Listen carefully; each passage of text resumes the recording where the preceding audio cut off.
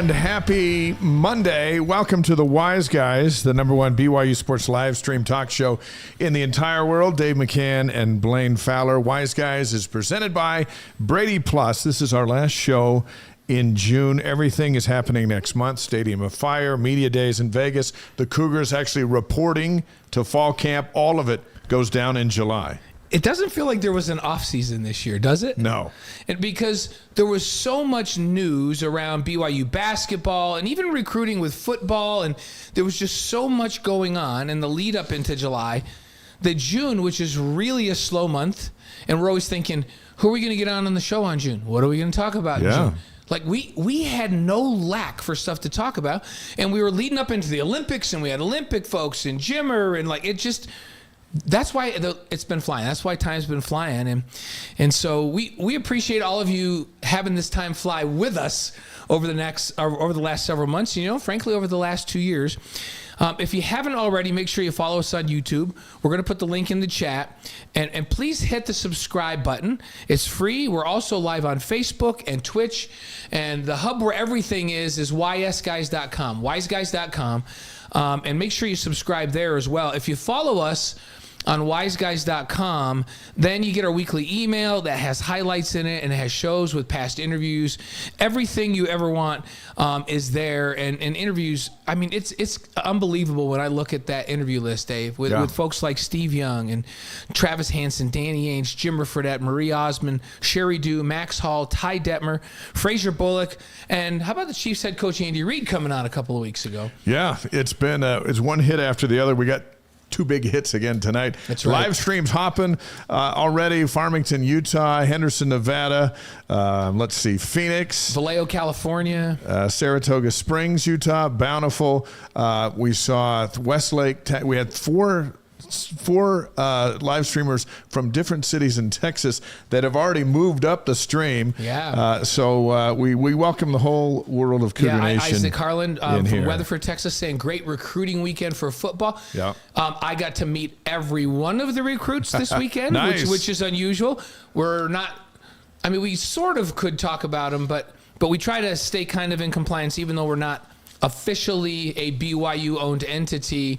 We're so closely related. We don't usually talk about recruits until... We play nice. Yeah, we play nice. But just let me tell you, there were some good-looking dudes in this recruiting class. There was a couple of guys where I walked up to the coaches and I go, that's what they're supposed to look like. That's what an offensive lineman is supposed to look like. In fact, that's what an NFL offensive lineman is supposed to look like. That's what an NFL linebacker is supposed to look like. So, yeah, it was a great recruiting class. This whole week they had two separate groups in. So yeah, from Weatherford, Texas, it was a great recruiting weekend, and they got some great commitments this weekend. We're going to mention a few of those names who committed publicly, and we'll have that coming up in just a bit. Wise Guys is thrilled to be partnered with BradyPlus as our title sponsor. The Brady name has been associated with BYU Sports for years, and we're happy to continue that tradition. BradyPlus is the largest integrated provider of cleaning, food service, and packaging supplies in the United States. Travis Brady's a BYU alum and the company president. He will join us on the show on July 15th as we move forward to a great future with Cougar Nation, with BradyPlus, and the Wise Guys as we shout out to Fresno and Jacksonville, Florida, who have joined the live stream. Yeah. With BradyPlus, you and I have been looking for Brady stuff because we've been affiliated with them for a long time with the stuff we do over at BYU TV. Mm-hmm. But if you start looking around, you're going to see that Brady has things everywhere you go. So when you see that Brady name, know that they're part of us. That they're a part of us. And we're part of Travis has done a great job, and he supports us, and we support Brady. And so it's a great partnership here. Hey, BYU football. The Cougars report to fall camp next month. Can you even believe it? That's awesome. Tight ends coach Kevin Gilbride is going to be here with us, and a little bit later in the show. We'll find out how he feels about BYU flying under the radar. There's a big tight end on campus this weekend. Yeah. So there you go. Seth Jones from Northwest Missouri on the live stream. Hey, Seth. It's the wildest summer in the history of BYU basketball. Assistant coach Brandon Dunson is going to join us in just a couple of minutes. We're going to ask him if opening day was tomorrow, who he would have in his starting lineup. Yeah, that's it's a tough question. Yeah, that's one of the toughest questions. He may not want to ever. commit, but we're gonna see. Here's the thing: when you look at that, and we'll go through the roster with them a little bit, new guys and some of the existing, and find out what they bring. But now I look at that roster, and 2 months ago I was thinking, man, who's gonna be on this team and what's gonna happen? And now I'm going, they've got talent all over the place. They're like 10 deep. Yeah, it's a great problem to have. So. All right, DJ's deep into our conversation. So there was a lot of me while you were talking. There you go. It's all we try to bounce. We try not to give too much of each other. One of the questions we're going to ask Brandon in a minute. There's a lot of buzz about the NCAA Tournament expansion, and it appears to be on its way. ESPN basketball analyst Fran Fraschilla says it's coming. They could go to 72 or 76 instead of 68. They might even go more. Fran says he wants to see 72, 32 automatic qualifiers, 24 seeded at large teams, and 16 at large teams that play in the first 8 on Tuesday and Wednesday. Not the first 4, the first 8. No qualifier will play in the first 8, according to Fran. Is expanding the big dance, do you think that's a good idea? I like it. I think it's a good. How would that be bad? And so it just adds 2 additional days at the front end of it. It makes Tuesday and Wednesday instead of the first 4 legitimate games, right? And 8 teams. It's fun. It's all fun, and it's all driven by money. We get that, but you know what? We'll watch. More is great. For all of the watching public. So we'll ask Brandon Dunson about his opinion on that. Of course, you know what? I was just thinking about that. We should get Fran on the show. I'm going to reach out to him and see if he'll come on the show. Sure. You remember the good old days when we were doing the old Mountain West Network, and Fran was coaching, and he said, "I'm not sure if I love this coaching stuff anymore. I might want to get into broadcasting." He's in now. We spent a lot of time talking to him about what that meant, and we knew he'd be phenomenal, and he has been like more than phenomenal as one of the premier guys with ESPN's package. So we'll get Fran on the show at some point this year, I think. I just talked to him, interviewed him on Sports Nation. Yeah. He's fascinating, full of good stuff. I know he's going to Paris because he's got his hands in on that 3-on-3 operation, and he takes credit, as we learned. That's right. For getting Jimmer on that He's squad. a big Jimmer fan. He just loves Jimmer's skills and thinks it's great for 3-on-3. So, but he's always been a Jimmer fan since he was back playing at BYU. So I'll tell you, basketball news is off the charts. The Cougars adding 4-star forward Kanon Catchings, 6'10", rated by ESPN among the top 40 in the country. He's the nephew of WNBA legend and Naismith Hall of Famer Tamika Catchings, who also won 4 Olympic gold medals. Yeah. This is a projected, as mentioned, first rounder. Yegor Demon is projected to be a lottery pick. When's the last time, let's just think about this. They're both on campus. When's the last time BYU had 2 players on the roster that were projected first-round draft picks? Never. Never. I don't think ever. I just answered it really fast. Never. and here's the thing. They're the best players of all time at BYU weren't projected lottery picks coming out of high school. Right? Like Danny Ainge was one of the most phenomenal athletes in the history of sport, period, because he was so dominating in 3 sports in high school up in Eugene. But I don't know that anybody thought he was going to be a first-round draft pick basketball player, and he wasn't, because he was already playing Major League Baseball. Yeah. So, I mean, Danny's in that category. But he didn't come in at number 9. But he didn't come in saying if next year, after his first year, he's going to be a lottery pick. Yeah. And Jimmer, as we talked about with Jimmer a couple of weeks ago, he came in and sat at the end of the bench. Right, for a couple of years. And then all of a sudden, he became Jimmer, and then won National Player of the Year. Yeah, so he was Jimmer for that, sitting on the bench, and then by the time he was a junior, he was Jimmer. He was just Jimmer. And then he was a phenomenon.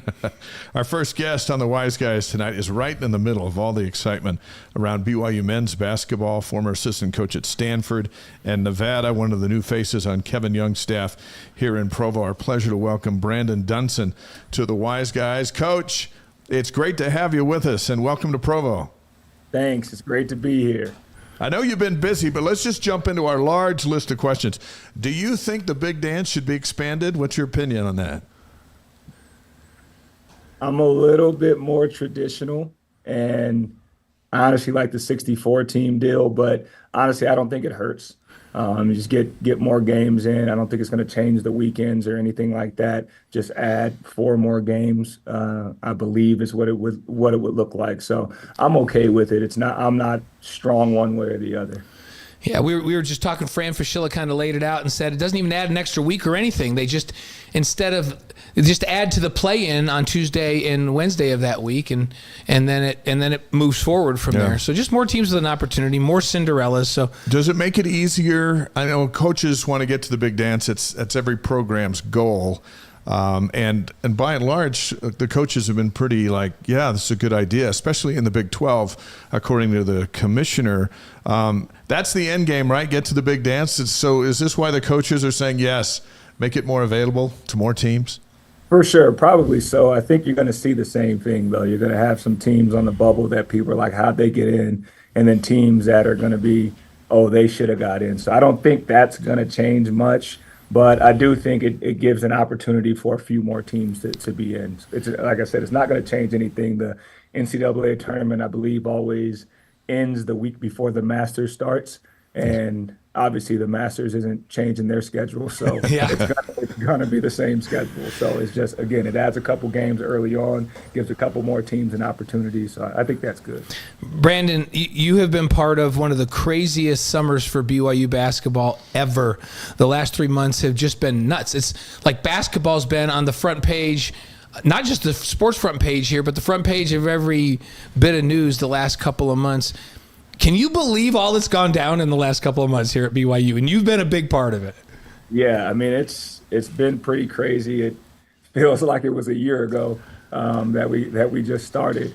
But no, it's been great. And I think the best thing about this is we've been able to not only get really talented guys with a lot of upside and potential, but guys that fit. You wouldn't believe how many guys who had high ability that we're like, from a basketball standpoint, it's a no-brainer. But then from a cultural standpoint, things like that, it's like, and guys who wanted to be here, it just wasn't a great fit for it. So filtering through that was good. And we actually think of that as a positive for us. But it's been a lot of names and a lot of places over a lot of days and late nights and 1 a.m., 2 a.m., just on the phone or in the office talking with each other. But I think we've got a good mix of guys, both on the court and off the court. I think they're great BYU fits. Brandon, what is the biggest surprise? Is there one thing that just stands out overall? The last time we talked was on Sports Nation, and you were still in California getting ready to move here. And that's all happened. But over these last few months, what's been the biggest surprise to you? I'm not even going to say it's a surprise, but one of the best things, how the returners have been about integrating the new guys. I mean, they're just great people. Obviously, they wouldn't be here if they weren't, but I just think it's been really cool to see and how the team has been able to gel together pretty quickly on and off the court. So that doesn't happen everywhere. And again, I think we have guys who are aligned the same way, who think in similar ways and have the same type of values. But that's been something that's been really cool to see. Yeah, hey, culture is a lot when it comes to success during basketball season. As you've watched this team now in summer workouts on the floor, what's the most impressive thing you've seen from this team this summer? Maybe you talk about culturally, this impressive ability to come together already, and you sense that. What about on the floor? Anything that you've been impressed with so far with this group on the floor? Actually, today, I haven't even said this to any of our staff, I was super impressed by it. And you talk about a culture of work and being together. So today was the first time we had most of our guys here. We're still 1 or 2 guys trickling in, but we got done with our workout. They did a conditioning deal today. Then they did about 40 minutes of on-court work after that. I left, went upstairs to grab something, went back in the gym to grab something, and everyone was in there with the managers and grad assistants still working out, shooting together, like two to three big groups, not like a guy by themselves. And I've been a part of programs where that's happened, and it usually ends up pretty good. But I've also been around programs where that doesn't happen, and you fight for that. And to see that already in place, one, it's a testament to the work that the previous staffs and have done here, and the guys that we have, and also the guys that we brought in. So that's been pretty cool to see. Today it was literally going back in there. They were working just as hard as they were when we were there, and we're not watching. So that says they're in there for the right reasons. BYU assistant basketball coach Brandon Dunson's on the Wise Guys tonight, presented by BradyPlus. We say hello to Adam in Alaska, and let's see, Michael in Washington, D.C. We've got Davis County in, all joining on our global live stream show. This is a cool show, Coach. It just goes everywhere to BYU fans all around the world. And yeah, before we're done, we'll shout out. We typically have Colombia here, and we have the Philippines on. We have a couple listeners in Japan. What was the new place last week that New Guinea? Yeah, Guyana. Guyana last week for the first time.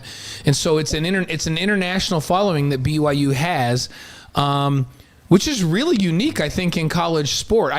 Can you think of another program where you can do a show like this specific to BYU and BYU Sports, and you have people all over the world tuned in, and all those people will be watching this basketball team that you're coaching in the winter? Have you been part of something like that before with that kind of fan base?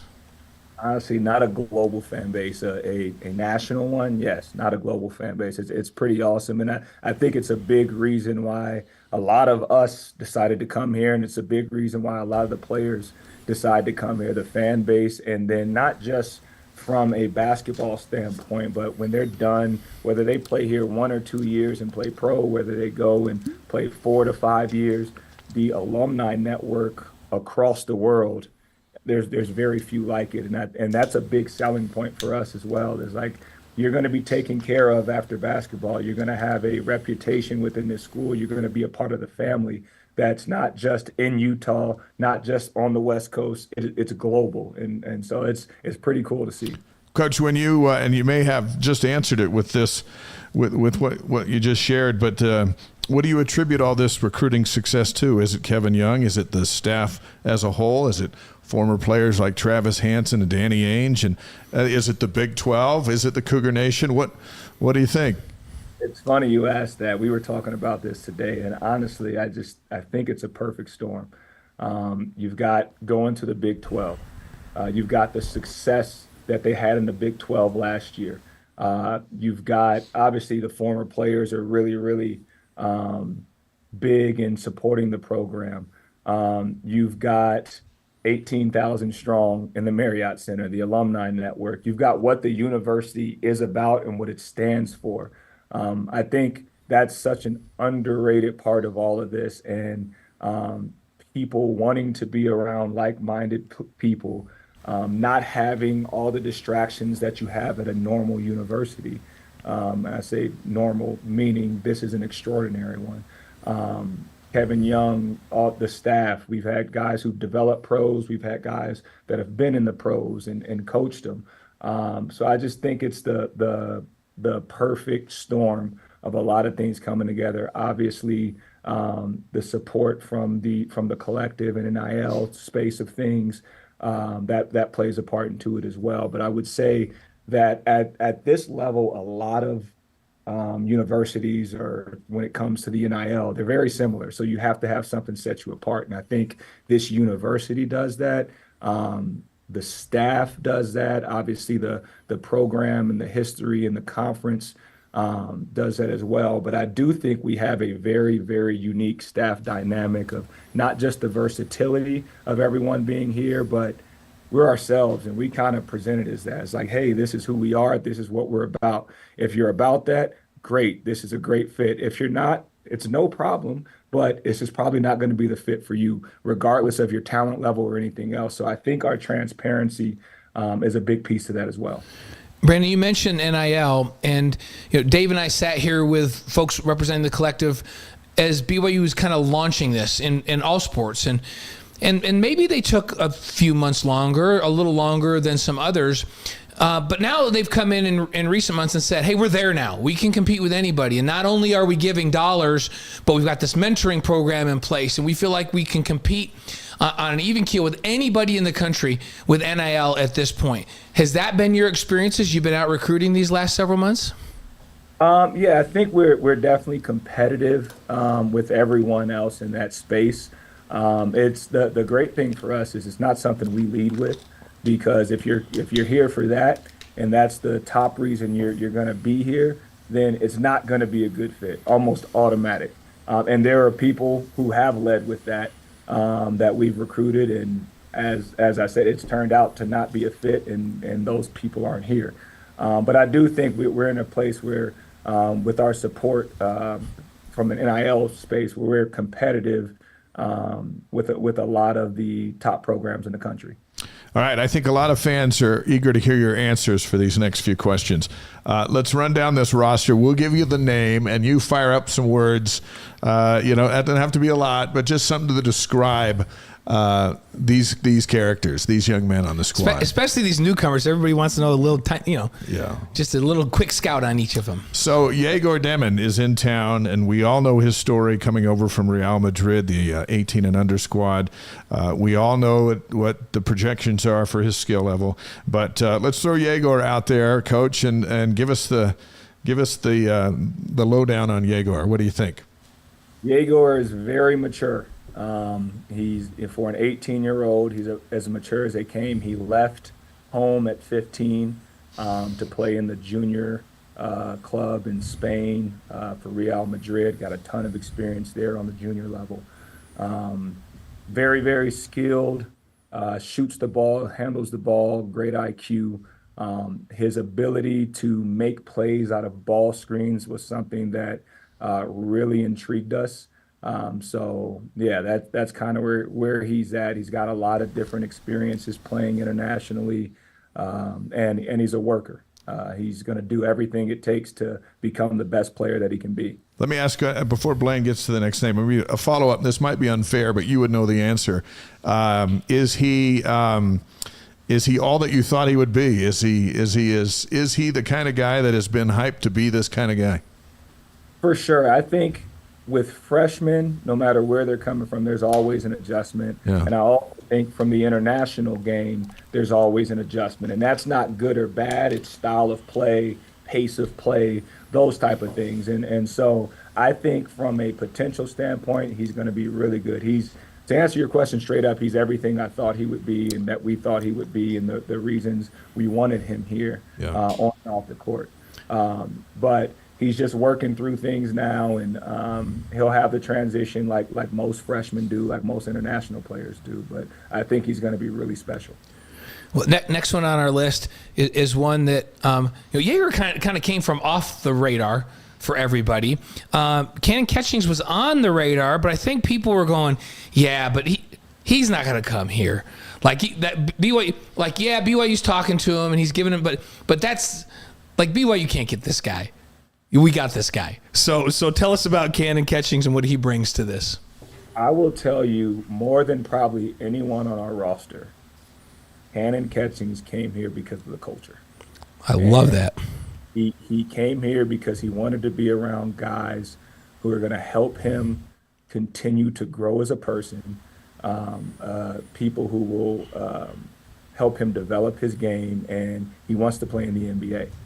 So I think he thought this was a place he could grow. He's more of a quiet young man, but we're going to get him out of his shell here pretty soon. And but he's been great. Today he actually got here yesterday. Today was his first workout, and he was really good in it.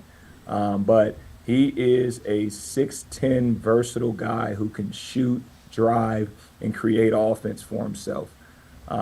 We thought that was something that we were going to need. He can play anywhere from the 2 to the 4. In a small lineup, he might even be able to play the 5. I don't think with us, we don't have traditional positions. It's not going to be point guard, shooting guard, small forward, power forward, center. We're going to have guys that can attack closeouts, can shoot, and can make the right decisions. That's what we're going to have, and we're going to have a guy inside that can screen and make some things happen. So I think he checks a lot of boxes for us. I think his upside defensively is tremendous with his length and athleticism. But I think what people will see with him is when he's the nicest kid off the court, like as nice as anyone. and on the court, he is a competitor, and he's going to go after you.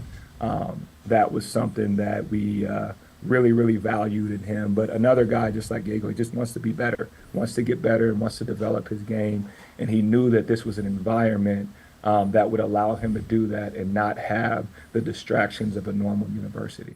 All right, let's go from a couple of freshmen, jump all the way up to Mowat Mag, who's got a year left coming from Rutgers. What does he bring you? What Mag, he is bringing experience. He's a guy, I can't wait for people to hear his story, but came from family, fled to Australia when he was young, came over here by himself at the age of 14 or 15, played 2 years at a prep school in Florida, then played 2 years at a prep school in California, did all of it on his own, had to meet new friends, had to do those type of things, then goes all the way to New Jersey to go to Rutgers, plays 4 years there, had a great junior year where he could have easily transferred out and gotten the NIL and done all that stuff, but decided to stay and play. And now that he's graduated, came here, someone I've known for a long time, just a great human, but on the court, big time defender, versatile, a lot like Kanon in his versatility. Is he's a guy that he has a great feel for playing the game. Elite cutter, can get to the rim, good straight line driver, underrated passer. And while his shooting percentages were low, I think he is more than capable of being a 35% three-point shooter. We're focusing a lot with him on shot selection and where to get him within our offense. If you look at his numbers over the past few years, he was between 32 and 35% as a catch-and-shoot spot-up guy. And so we're really focusing on getting him those reps and showing him this is where you're going to get it within the offense. So I think you'll see a lot of improvements there with him, but the reality is he's an elite level defender that can guard the 1 through 5. And he can switch out on ball screens. He can do a lot of stuff. So he gives us a lot of different lineups that we can play with. We're 3 in, Coach, and I just sit here and I'm going, man, we have some long athletic dudes that can shoot it. I'm like, we're 3 in, and I'm already saying that. I'm getting kind of excited already. So right. let's move to Elijah Crawford, another freshman, and his game. Yep. So Elijah, first off the court, he is Mr. Personality. He is he's got an inviting personality. He's smiling. He's a guy who walks in the office every single day, no matter what's going on, and says hello to everyone. And I think on the court, he is the number one thing I'll say about him is he's tough. He's gritty. He grinds it out, and he's very confident. He was a 49% three-point shooter in high school, but I would even say that's not the best thing he does. He plays with great pace, changes directions, and he's a guy that can find guys, and he can also score. Has the ability to be a really good defender. There's times where he could lock a guy up. Now he's got to get more consistent on that end of the floor, but I think he's got the ability to do that. So with him and Dallin, Trey, some of our other guys, they give us a lot of different pieces, Jaeger included, that we can play at that point guard position and bring different skill sets and different dynamics. Big 12's big and physical. We saw that last year with Fousseyni Traore trying to battle some guys down low, and so you go out, you get a center, you get Fousseyni's friend and peer from Mali and Keita. We had his guardian on, Carlos Iglesias, with us a couple weeks ago, and learned his story, which is fascinating. Well, now you know him as the center of your team. What's he? What do you like? He is a physical specimen. I know Keba very well from playing against him. We played Utah at Stanford 5 times, and they were my scout. So I've watched probably outside of Burgess as much film on Keba as probably anyone in the Provo area. So he's super athletic. He's really good when you get to going up and down. He's a rim runner. He beats guys down the floor. He is an elite level offensive rebounder. At one point last season, I was looking at some of our old scouts. He was averaging 3.1 offensive rebounds a game at one point in the season, and about 24 minutes a game at that time, which is huge. He's got the ability to be a lob threat. He sets good screens, sprints to the rim. for pick and rolls, and he can also finish around the rim. But I think defensively, his ability as a shot blocker and rim protector are going to be huge. He's only listed at 6'7". He may be 6'7", 6'8", but he plays every bit of 6'11", 7 foot. And I know that firsthand from going against him game after game after game. So we're super excited about him. He is his vertical jump. So I was at practice a couple of weeks ago and came down and Dallin threw an alley-oop to him, and it wasn't a great pass. It was kind of back behind and up about the level of the box. And KB just jumped up and grabbed it with his left hand and threw it down and ducked his head from hitting the backboard. And it was one of those, whoa, did you just see that moments? And I didn't realize he had that kind of vertical, that ability to get up off the ground. Is that why I know he's really physical too, but is that why he can play taller, because he can get up off the floor so much? He's explosive, and he has a very, very quick jump and second jump.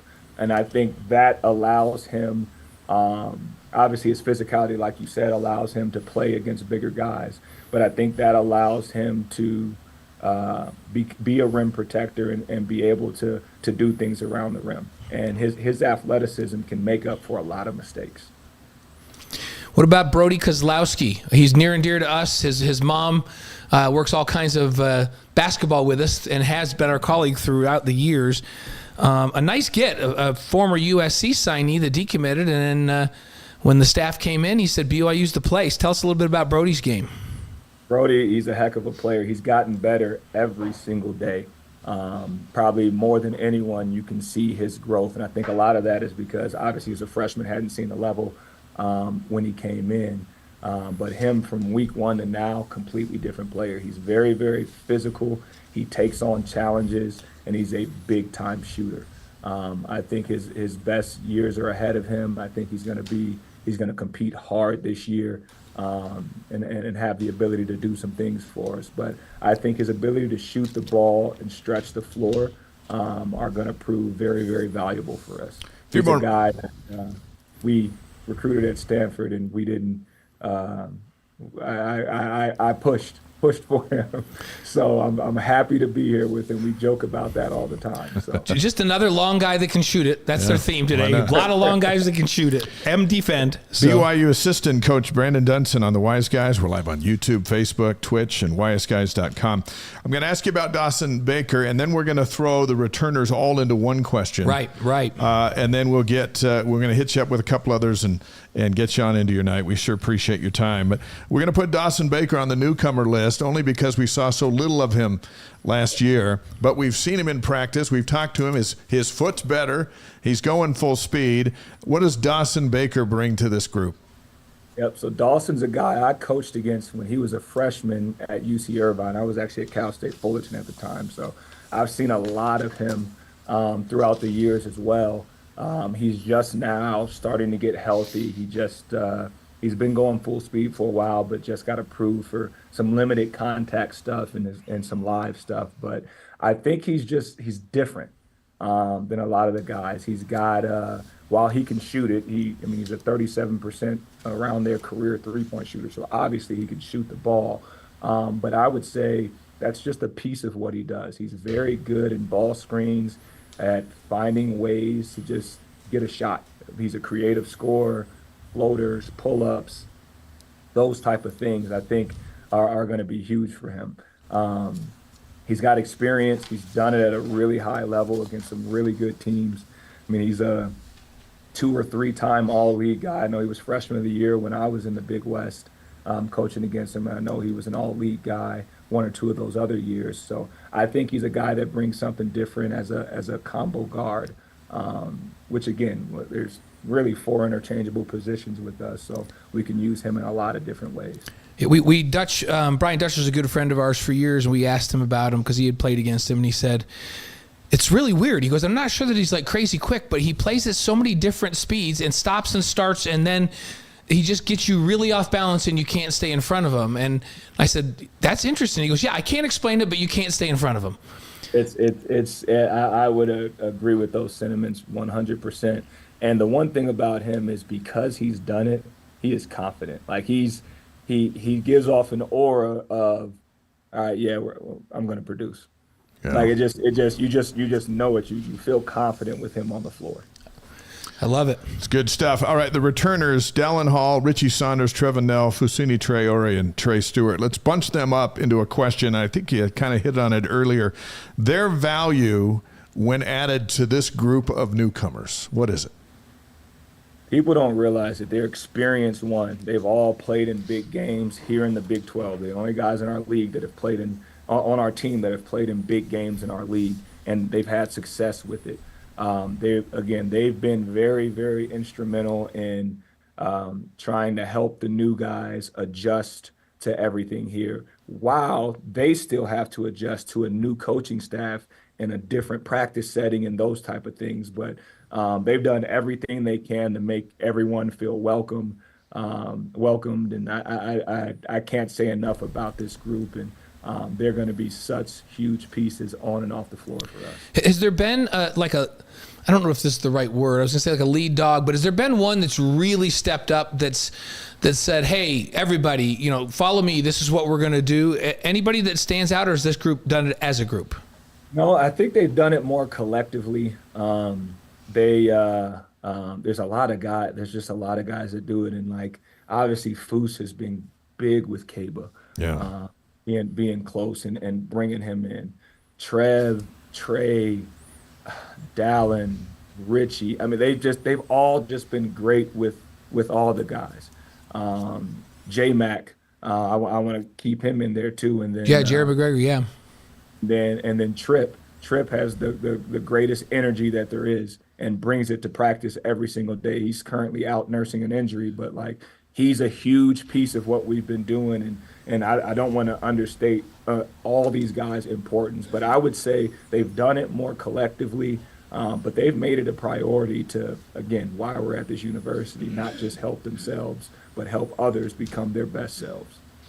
BYU assistant basketball coach Brandon Dunson on the Wise Guys, presented by BradyPlus.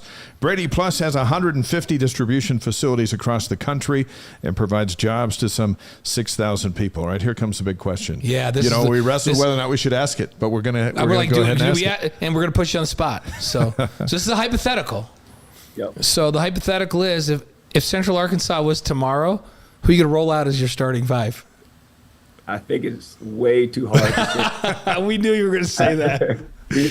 We've had 5 or 6 guys here for 3 weeks. We've had 4, I think, guys here for 2 weeks, and then 1 or 2 here for a day. So it's just too hard to see. But I think there's tremendous opportunity to throw different lineups out there of versatility. Do you want to be more shooting? Do you want to be more length? Do you want to be more defensive minded? Do you want to be more creative minded? There's so many different opportunities with our guys that we can, different ways we can go, depending on our matchup, or even more importantly, making guys match up to us. So a lot of that stuff obviously will be sorted out on the court, but I definitely think we have so many guys capable of playing a big role. A lot of folks will say you have too many guys, or some teams have too many guys. There's no such thing. And we don't believe there's any such thing as long as they're all good guys. But over the course of this non-conference schedule, could we see a different lineup every night as you just try to figure out what you want to have once Big 12 play starts? Yeah, no, I think everyone will have an opportunity. I think at some point you've got to gain some consistency and some camaraderie within certain groups at certain times, so guys know their roles. But throughout the rest of the summer, throughout the first 6 weeks, throughout the non-conference, that'll be up for them to decide of who fits well and minutes and all those type of things. And the big thing is I've never been in a program where every single player on that team hasn't gotten an opportunity. Between injuries, aren't playing well, stuff off the court is troubling guys, or whatever it may be, you always have your opportunity. So the biggest thing is guys staying ready, and whatever their role ends up becoming, doing it to the best of their ability. Because I know it's cliche to say, but you're only as good as your bottom guy.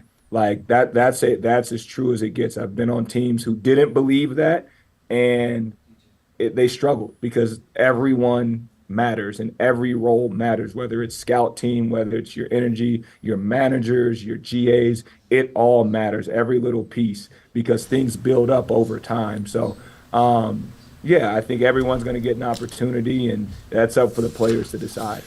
Well, it's a nice position to be in, because I can tell you a couple months ago we were all going, gosh, what are they going to do in terms of some size, and who's going to, like, we go from that to everybody going, do they have too many guys? There's like 11 guys that can play on this team. That's a much better problem, right? So we'll take it. You mentioned preseason. Who on the staff's kind of taking the lead and trying to get the schedule put together? And we recognize that the league schedule just gets sent to you guys, but it's the non-conference schedule that you guys have to piece together. Do you have an idea when that non-conference slate's going to be announced, and who's been working on that? Hopefully here soon. I know all the contracts aren't done, so I actually don't know which ones are and which ones aren't, so can't really speak on specifics of it, but there's only 1 or 2 games left to get. I know Coach Burgess and then Doug Stewart and myself, we've all kind of been working on it. Burgess has taken a big brunt of it. So I'm assuming it's going to be announced here sooner than later once contracts all get done, but there's only 1 or 2 left in limbo, really. So hopefully that's here in the next month or so. Great stuff tonight. Let's roll out with 5 quick questions for BYU assistant coach Brandon Dunson. We've learned a lot about a lot of things people are really, really interested in. Now they're going to find out 5 things that they did not know. Right. And about we just fire 5 questions at you, and you answer the first thing that hits your mind. Okay? Yep. We're going to start with this. Your favorite sports movie? My favorite sports movie, Glory Road. That, you know what? That's been named a few times, but not a lot. Yeah. Hoosiers is real popular. Remember the Titans. Yep. But Kevin Gilbride's in the green room. We don't want him here because we don't want him getting. You're getting these too, So, your favorite singer or band? My favorite singer. That's a tough one. I like a lot of different types of music. I would probably say Jagged Edge, old R&B group. There you go. We haven't had that yet. Nope, that's a new one. We had our first Taylor Swift a couple of weeks ago. And that was okay. There's nothing wrong with that. No. So, favorite breakfast cereal? My favorite breakfast cereal. I don't really eat breakfast a ton, but I will tell you that a lot of people close to me say I have an addiction to pretzels. So Pretzels. Not breakfast, but I'll eat pretzels any day of the week. Wait, Brandon, so wait a minute. Are you not eating breakfast at all? Or are you just not eating breakfast cereal? I'm not eating breakfast food a ton. Oh, so it's because who do we have? Kyle Van Noy was on the show. I don't know if you know Kyle. He was 10 years in the National Football League with the Patriots. And who's Kyle with now? I don't even know who's with Ravens. Ravens. But anyhow, we said, what favorite breakfast cereal? He goes, we just eat protein shakes at our house. We give our kids protein shakes. Like, he gives his 2-year-old a protein shake. I'm like, come on. A lot of the time, that will be my breakfast or a protein shake. There you go. Yeah. And then Danny Ainge comes in here and says, shredded wheat. Yeah. We go, shredded wheat. Like, at least tell us you do the frosted, like, shredded wheat. Like, you can't eat those bales of hay for breakfast. He goes, no, that's what Michelle makes me eat ever since my heart problems. Yeah, So, shredded wheat. So we'll go with protein shakes and pretzels. We've had pretzels in 2.5 years. Protein shakes or nice pretzels job, are a Coach. good option. So, okay, your favorite basketball moment of all time? My favorite basketball moment. My freshman year of college. I was playing at Southern Illinois University, Edwardsville. That's where I went my freshman year. Mm-hmm. Right before Christmas, I got to play against my brother. It's the first time that we had shared a court, really, because we didn't play together in high school. We actually went to different high schools, even though we were in the same household. It was a different deal. But just getting to play against him and family being there and literally we're guarding each other, and we were 20 minutes from our house. So it was that was fun. Did you beat him? Who won that one? They ended up winning. But in head-to-head, got it. did you hold your own head-to-head against him? Yeah, held my own. He's 2 years. He's 2.5 years older than me, and, Okay. and at the time he was much, much stronger than me. So he beat up on me as a kid all the time, and then eventually let me win a little bit. And I don't know if I ever truly beat him. So right now, if we put the two of you out there and we have 3-point shooting contest, who's going to win that? I think that's going to be a tough one. Either way, I don't know which way that would go, to be honest with you. There you go. We have the Haws in here. TJ has the all-time leading scorer in BYU history. Or Tyler and his brother TJ was a phenomenal player. We bring them in and let them argue once in a while about who's better at what. So Has he converted to becoming a BYU fan? He is going to be. So he's actually the associate head women's coach at Edwardsville. I'm Okay. sorry, Evansville. Evansville, University yeah. of Evansville. Oh, very good.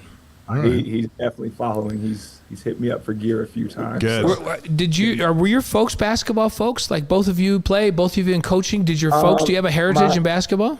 So my dad played basketball throughout high school and college, and had a couple short stints in the pros. Some mini camp teams with the Washington Bullets, a couple others. My mom she was a track runner in high school, but didn't do sports in college. But my dad actually was our youth coach, AAU coach, and he's kind of like the dad to everyone in the community that he grew up in. So he runs a recreational center there.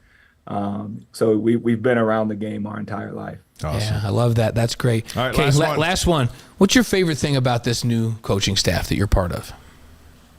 Diversity. And just in all the places we've been, we've got people who've been in the Olympics. We've got people who've been in EuroLeague, overtime elite, college level, at the D2 level, the Power 5 level, the NBA, the G League. I think that's one piece of it. And two, just the character of everyone. There's a lot of times where you get on different staffs and not everyone's on the same page. Like, everyone always has their individual goals, but there are staffs you can get on, and that trumps the team goal, and that never works. It's just so much humility. Again, one of the reasons I came here was because of Coach Young's humility. And I think everyone that has been hired, and honestly, everyone that's been retained and recruited, has a similar humility, and just the goal of helping people be the best they can be. And then when you do that, things tend to work out. So I would say that's the best thing so far. And I'm sure there are a lot more great things to come. We look forward to it. Brandon Dunson, thank you so much for being here on the Wise Guys tonight and giving us some insights that no one else has. We look forward to seeing you over at practice, and Blaine and I get to call your games. Yeah, It's just we don't know how many we'll have. I don't know. Maybe 10 or 11. 10 or 11 games this year of yours. So we're excited to cover this team. So Nice. Well, I definitely appreciate you all taking the time. You Thanks, got it. Brandon. Thank you, Coach. So that's Brandon Dunson breaking down the lineup. Yeah, great stuff. And I'll tell you what, that is just candy to Cougar Nation right now. When this guy's 6'8", some more of that the stuff. thing about him is he can really shoot it. And this guy's 6'10", he's a great defender, but he can really shoot it. And I'm like, wow, they got a bunch of long guys that can really shoot it. So we're gonna ask Kevin Gilbride. He's got a bunch of long guys that can really catch it, because that's what we need. So he's coming up here in just a couple of minutes. Let's talk about football for a moment. It's been a big weekend. 4-star receiver LaMason Waller committed to the Cougars over the weekend. 6'2", 170 from Hesperia, California. Had plenty of offers, including Michigan, Georgia, Alabama, Oregon, Washington, even Utah. He chose BYU. Waller will join the Cougars in time for BYU's third season in the Big 12. He was the 8th commit for next year's recruiting class, and then some more signed on. yeah, 3-star tight end Tucker Kelleher, who I met this weekend, and Jackson Doman, an edge rusher. Ulavai, I'm going to get this right. Ulavai Fatuli. There we go. He committed to. These are all commits for the 2024 class. So Kelleher and Doman, and then edge rusher Fatuli also committed to the 2024 class. Bunch of stars. Yeah. Bunch of stars in they're that group. big recruiting class on campus this last week. And like I said, it was split in two. There's a smaller group at the beginning of the week, and then I think 15 or 16 the end of the week. And man, it was a good looking class. I got to meet the whole class on Saturday as we did a tour of the broadcasting building, and I was impressed just with with the size and man, there's a good looking group of guys. Let's go over some key dates while the coach settles into his spot.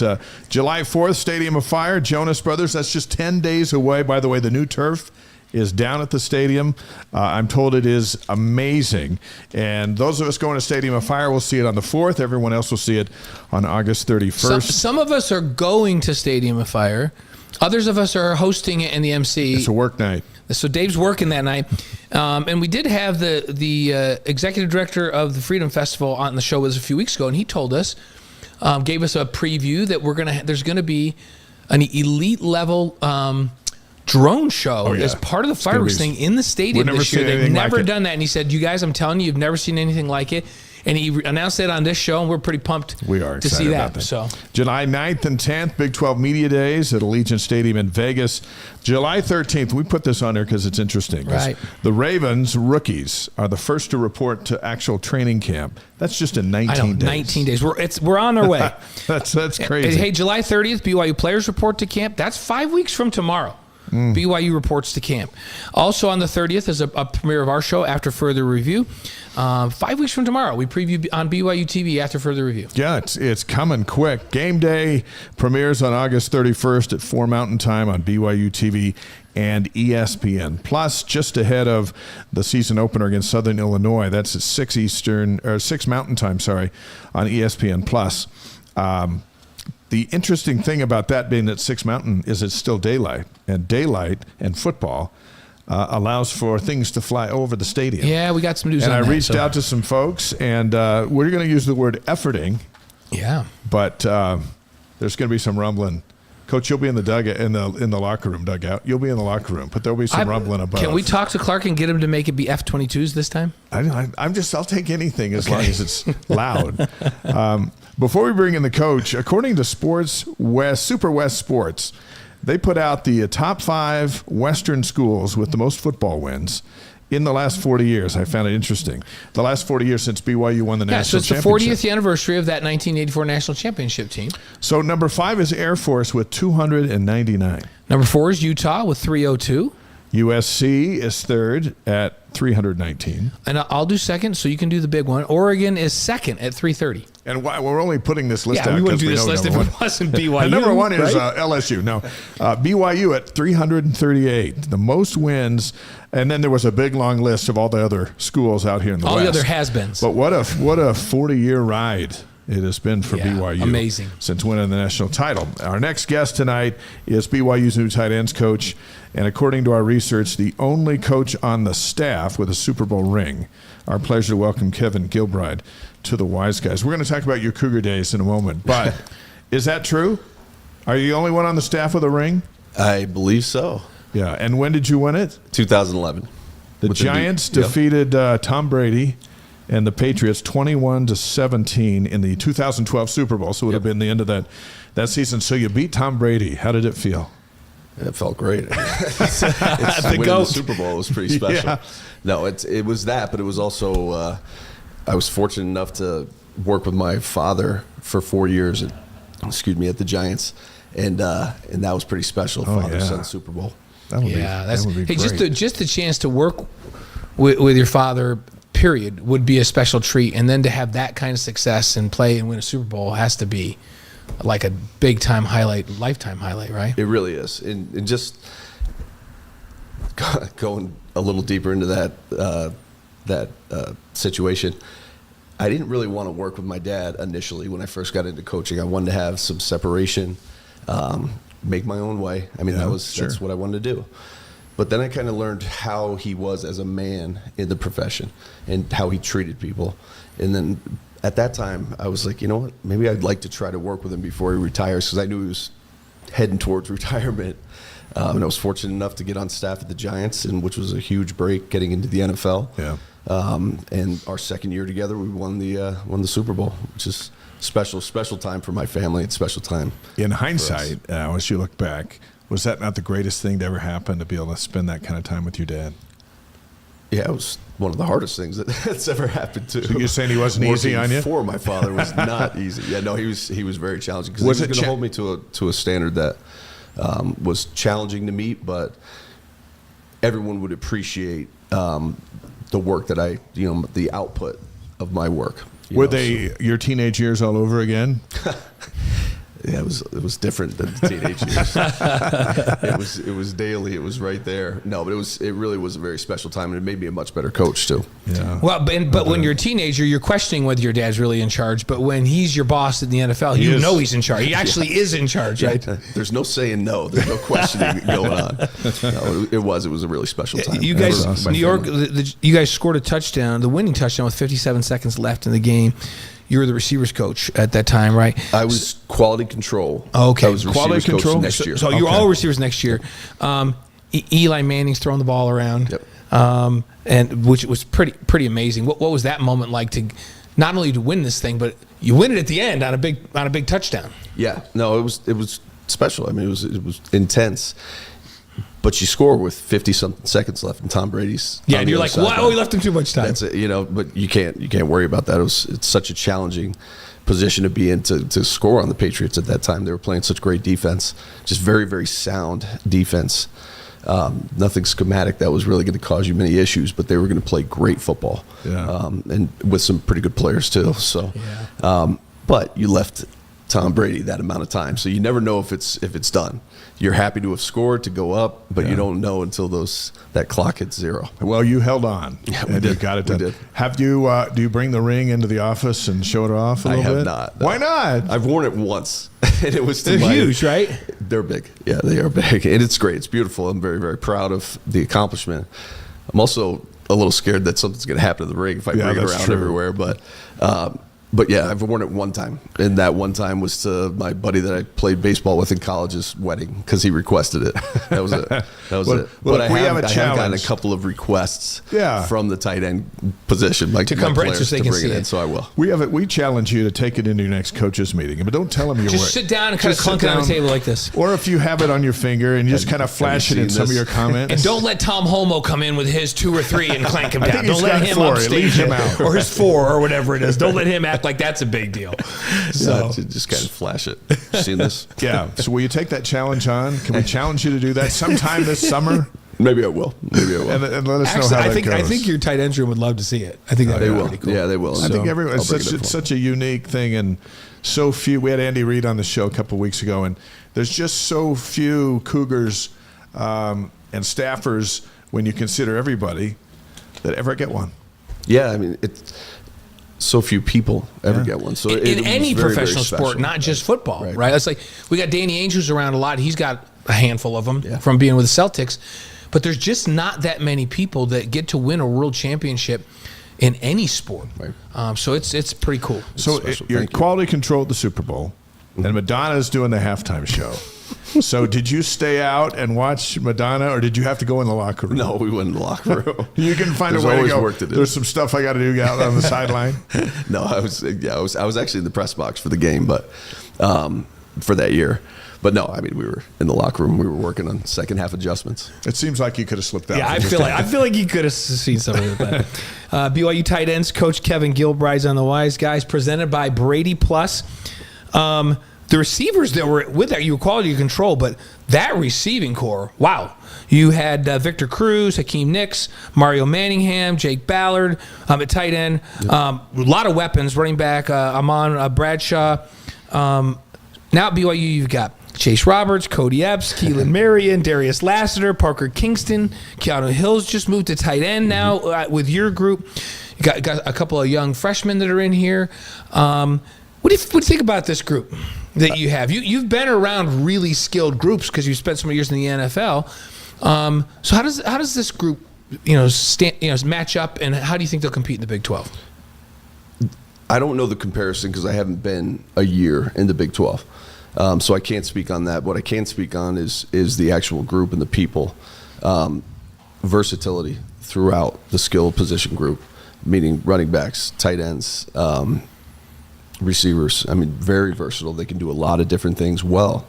And that's what we're really excited about, being able to use our tools to challenge the defense so they don't know what's coming at them, and we can hit them a lot of different ways. So that's fun. That's a fun thing to be a part of. You coached 20 years in the NFL, Giants, Bears, Panthers. 12. Or 12. 20 would have been Did I good add too. 8? Yeah. I add 8 on it. Wow. I blame myself, but congratulations. What's the transition like when you leave professional football to come back to coach college kids? The coaching side of it, not much. Really? Not much at all. And that might be my approach to coaching, which is you find the way each kid learns and you try to maximize what they can do and minimize where they're a little bit deficient. So that doesn't change. The football's the football. What's different is the additional jobs, making sure that they're all going to class and, and being good young men, which I actually enjoy that side of it, being, helping them along in their life. And then the recruiting's nonstop, So I knew that going in, that when you're coming back from the professional back to college.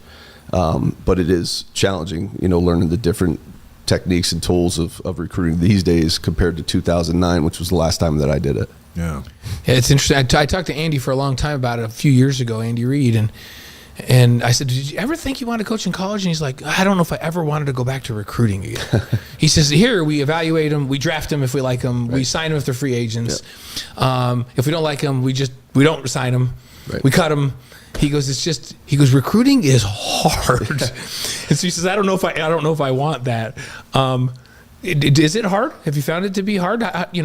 It's always hard. You're battling other schools and other institutions that are quality institutions. Like you can't say anything bad about these universities.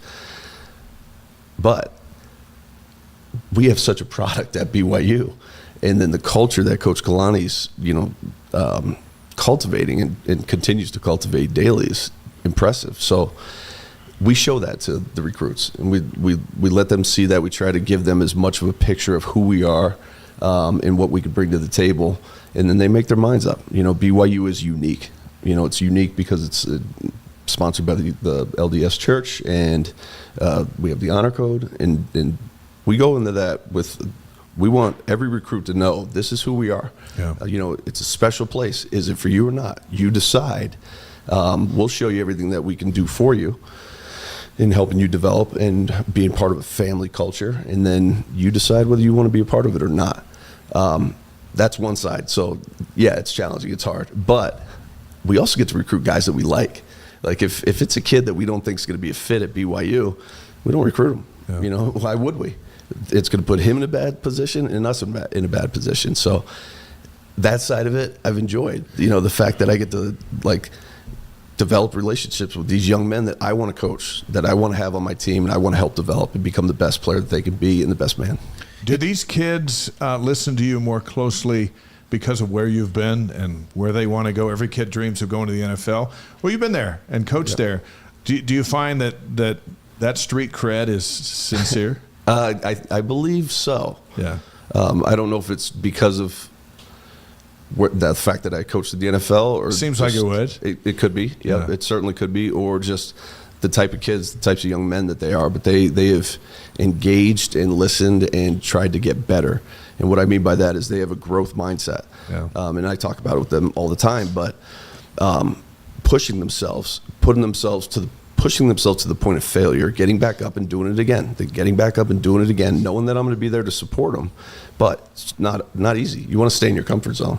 But in order to really get better, you have to push yourself to that level. They've had that, and they continue to even throughout the summer, which has been good.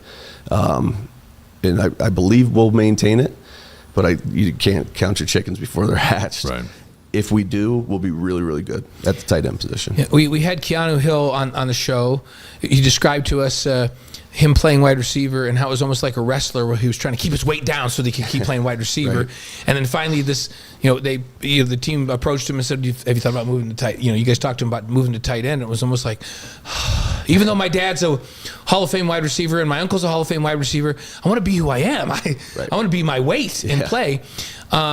So everybody's asking us about him. He's been on the show. Is that working out? How's that going? What's your thought on Keanu so far? Is this been a smooth transition, and is he going to be really effective at that position this fall? I think he will be. Yeah, it has definitely been a smooth transition because of the work that he's put in, the approach that he's had. His work ethic and his willingness to do some of those things that we just talked about, challenging himself and putting himself in, not in harm's way, but in a space where you can be you can feel embarrassment because you fail. He's willing to put himself into those places over and over and over, and because of it, he's picked up the position relatively quickly. Is he, going to be a dominant blocker, come fall? He's getting there, but he's not quite there yet. I think he could be. The idea of him coming over the middle matched up with a linebacker as opposed to a corner or safety, which he's seen the last 4 years, seems to be to his advantage in so many ways. Yeah, certainly. Yeah. One of the guys got to find a way to stay, because he's fast. Right. You got to catch him before you can tackle him. Yeah. And I think that outside of him saying, I just love eating, I think he's looking forward to those matchups. I have to say, you probably didn't get a chance to see it, but he's pretty self-aware. He's like, I was a good blocker for a wide receiver, but I'm stopped blocking with my hands out. And he goes, now I got to get my pad level down and actually drive people, and I need to learn how to do it, but I really want to learn how to do it. So he's really, I walked away from the interview we had with him, I thought he's really self-aware, like he knows what he needs to do. And it sounds like he's working at it hard to try to get there. Yeah. We hear other names, and there's a really vast variety of skill. You've got some big dudes that can really block. You've got some smaller guys that can really run. You've got the freshman in Swanson who, when I look at him, I'm like, this guy's a freak of nature. Right. Take us through that tight end group, what you've got in your room, and give us a few highlights of what we're going to see on the field this fall and who might be a star that people aren't thinking about. Well, I don't want to give anything away. But to speak to your point, the versatility in that room is probably the best I've ever been around, as far as what they can do, what they can get accomplished. But in order for us truly to be effective, we have to be able to minimize our deficiencies so that we don't have the tells that tell the defense when this player's on the field, this is what they're going to do. These are the routes that they're going to run. These are the run schemes that they're going to try to execute. So they have to be able to minimize their deficiencies, and we work hard on that. But yeah, we have some guys who can stretch the field to make plays. We have some guys who create separation and make plays. We have some guys that can block dominant in blocking. We have some guys who are really getting there.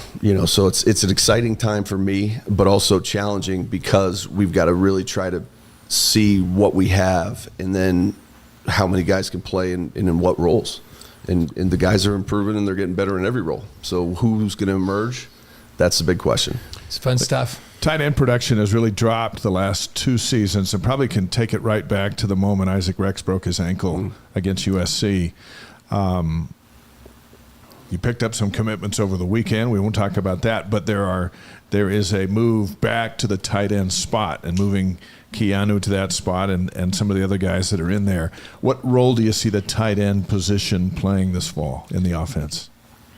Well, we have so many different guys, skill position players that can make plays. Yeah. So it's who's going to emerge as the best 5 skill position players, and that's really probably going to be the emphasis as far as who's getting on the field. The playmakers are going to get the ball in their hands.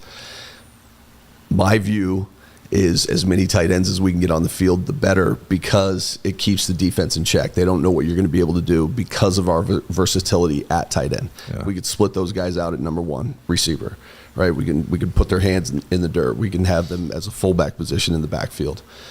So they can't key on, hey, when they're in 12 personnel or they're in 13 personnel, they're going to run the ball, and they're just going to run the ball and play action. Well, we can break out into empty and execute our entire offense from there.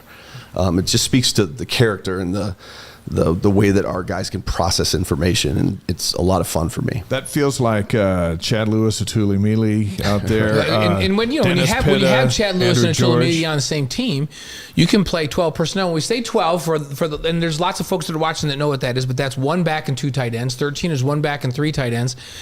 That team could play 12 personnel all game long if they wanted to, and both of those guys could play attached with their hand on the ground and block like a tackle, and they could just run away from people and make plays. You have those guys. We do. This year that can do that. We do. And so you could play a lot more 12 and 13 personnel and really cause people problems because they watch who runs out onto the field for a personnel group, and then they try to match that. Oh, this is a heavy group. Let's put our heavy group out there, and then you guys can split people out. And then now you got mismatches on the outside because they're going to run away from people. Right. Yeah, that's a nice thing to have. We are thrilled to have. Yeah, that's a nice thing to have. Kevin Gilbride on the Wise Guys, the tight ends coach at BYU, as the Cougars prepare for their second season in the Big 12. On the live stream, by the way, Joe Valentino says, Joseph says, hi, little Uncle Kevin. Wait, there's a story behind this? There has to be a story. Yeah, I mean, he's my cousin. He's my wife's not going to like this, but my best friend. Okay. Second best friend, Rachel. Right. Second best Nice friend. pivot. Yeah, no, he's my guy. Chris Gwynn says, "Hey, I love the stash, Coach Kevin." Yeah, that's a lot So, of What are these guys stuff doing? That's right my there. buddy from Hoboken. so did you live in Hoboken? I did. Yeah, my mom's born and raised in Hoboken. Really? Yeah, I'm a New York kid. I grew up in New York, Nice. but yeah, my family's all from back there. Very nice. But Hoboken, when I hear Hoboken, that's like homeland of my mom. That's awesome. Hey, basketball's made all kinds of noise here this summer, more so than we've ever had in the history of the program. Is the football team feeling a little forgotten? Honestly, I have no idea because we're just working to try to recruit, right? And they're in their frame and time frame where they're getting their guys and all that stuff, and we're doing the same thing. I don't think you can worry about anybody else. You just have to focus on getting your job done. And I think so far we're doing a pretty good job of it. Do you like and we heard from Kalani, he likes flying under the radar. Yeah, like Do you Kalani's just like, that? I kind of don't mind this at all. Undersell, over deliver. Yeah. Yes, I like it. And you like that? That'll be a running theme. There has to be. I know that the guys report to camp the end of next month, but is that a? I think we've had a few guys on where that's a bothering point to them. The Vegas says 4.5 wins, a chip on the shoulder type thing. Cody Epps was talking about that. Is it a legitimate chip? I think for certain guys, yes, it is. And it's our job as coaches to be able to harness that feeling that they have and get them focused on the process of getting better. And if we can do that, we're going to have a lot of ticked off, ready to go players. What do you think people will be most surprised about when they see this football team this fall? Is there something like, hey, we're going to be better? Like anything that might surprise people? I think execution. I feel like when you talk to Coach A-Rod and Coach Kalani and the rest of the staff on offense, we don't feel like we executed at the highest level or the level that we're capable of and the standard that's been set here in 2023. So I believe our execution is going to be back to matching what it has been in the past, and hopefully we'll surpass it. It's interesting because we've had all the wide receivers on, and they made it really more apparent to us that BYU's offense started 7 first-year guys last year, transfer guys, and 7, and that's hard to do, to execute with that many new people. And some of the receivers were saying, yeah, especially early in the season, I'd be out there and they'd call a check and I would think, I don't know what I'm doing. And then I'd look over to the side and go, oh, and neither does he. Oh, right? But here's the good news. We said, what about now? Oh, now I know everything I do. In fact, not only do I know what I do, I know what every other route, including the tight ends, is on the offense, and I know the protection. And I'm like, okay, I feel a little bit better about next year's team then, right? Yes. So it's kind of a telling story. And this is a much more veteran team. Will that make a difference? I think so, yeah. From the standpoint of just learning the offense, like you mentioned, but also the cohesiveness, having been together for a year now. And then just one more aspect, like a guy like Reiner Swanson who enrolled early. In the spring, we threw him to the fire, and he made his mistakes, and he made some plays too. But then spring ended, and now he's been back studying and making sure that he's learning the things that he knows that he was a little bit hazy on, so that leg up is going to help him. So when we have the player run practices and I start, talking to these guys and asking them questions and watching their execution, it's been pretty impressive to see his growth and development. What's your take on the two quarterbacks? Both been in here, Gary and Jake. They're thrown to your tight ends. Yeah. They're the ones who got to get your guys the ball. We're in June, into June. So where are they at? What do you think? I think they're both practicing at a very high level right now. Yeah. I think it's going to be a very good and challenging competition for both of them. But when push comes to shove, the best player is going to play number one. And the fact that they're pushing each other the way that they are, I think whoever that player ends up being is going to be pretty special. Be nice to have experience at that position too. I went and watched, got invited to go watch John Beck work with those two, along with Tyson Bourget and McKay. Yeah. And I walked away from that, having played that position, and thought, we're in better shape than people think. We have 4 guys that can actually play, which is not every university has 4 guys that can play. So the future looks bright too. What's your thought on those young guys? Because McKay wasn't here in spring, but Tyson started to really come on toward the end of spring. BYU's okay this year and probably down the road at quarterback, right? I think so. Yeah, I think so. Like those guys, when you talk about both of those guys, McKay and Trayson. Or Trayson, yeah. They're bright. They're bright. And so even if they were deficient physically in a particular area, they can make up for it the way they process information, the way that they understand where the ball needs to go, and then their accuracy. So, yeah, I think we're in good shape at the quarterback position. Tight end coach Kevin Gilbride, a couple more questions here on the Wise Guys. For those listening on the podcast, he's sporting a Navy BYU Big 12 sweatshirt. Not the first time you've had Cougar gear on as we go back to 1998. Oh, wow. The one season here before you left to go to Hawaii to play baseball, which we have some follow-up questions on that. But how different are things at BYU from 1998 to now where you walk in as a member of the staff? Night and day. Really? As far as the it was great, by the way, my year at BYU. But as far as the character of people has always been the high-level character of people. But the people that our players are around each day, whether it's the strength staff, the academic staff, our sports science department, the nutrition, the locker room, the equipment, like it's night and day. And we had it pretty good back in 98, yeah. But it's night and day. It's top of the line type people. We have all the proper equipment and gear and all those things, and that's great. But the reality of it is it's the people that are interacting. Are they really there pushing to develop these young men and give them the best chance possible to be successful? We have that. And not that we didn't back in the day, but it's very apparent that now we do. So you're in that quarterback room, and it was a crowded room in 1998. Baseball in Hawaii, how did this transition go? Football and baseball. And it really, I was going to play baseball at BYU as well. Really? Yeah. It was between Coach Edwards and I, it was, hey, your first year, just play spring football, and then after that, you can play both. That was kind of my recruiting. It was when I went on a recruiting visit, it was football scholarship and ability to play baseball. So that's where it was. So it was always football and baseball, which was good because when I transferred to Hawaii, I didn't play much in football either. So I did get to play a lot in baseball. Yeah. We had some really good quarterbacks out there too. Yeah, I'm trying to think of who was at quarterback at Hawaii during that time. Remind us of who was there then. Timmy Chang. Oh, yeah. Broke the career record, NCAA career record for passing yards. That guy. When you guys were spreading it out and throwing it 1,000,000 times a game back in those days. Yes, yeah. You know, Gary Shaddy tells a story that he too was recruited, and Lavelle said he could play baseball and football. And then when he got here, realized that spring football and baseball were going on at the same time. Yep. And there were like 6 quarterbacks. And Lavelle was like, well, you make the choice. And he goes, that's the last time he played baseball. Yeah. He said he had dreams of playing both, but then he realized it's so hard to play both when you're trying to win a spot as quarterback at BYU. Yeah, and I found that too. Yeah. In Hawaii. It was a real challenge to try to wake up, have spring ball in the morning, and execute at a high level when you've had 4-hour baseball practices the night before, had a 2 or 3 game series. So yeah, it was challenging. And to be good in baseball, to actually hit, you have to see a lot of pitches.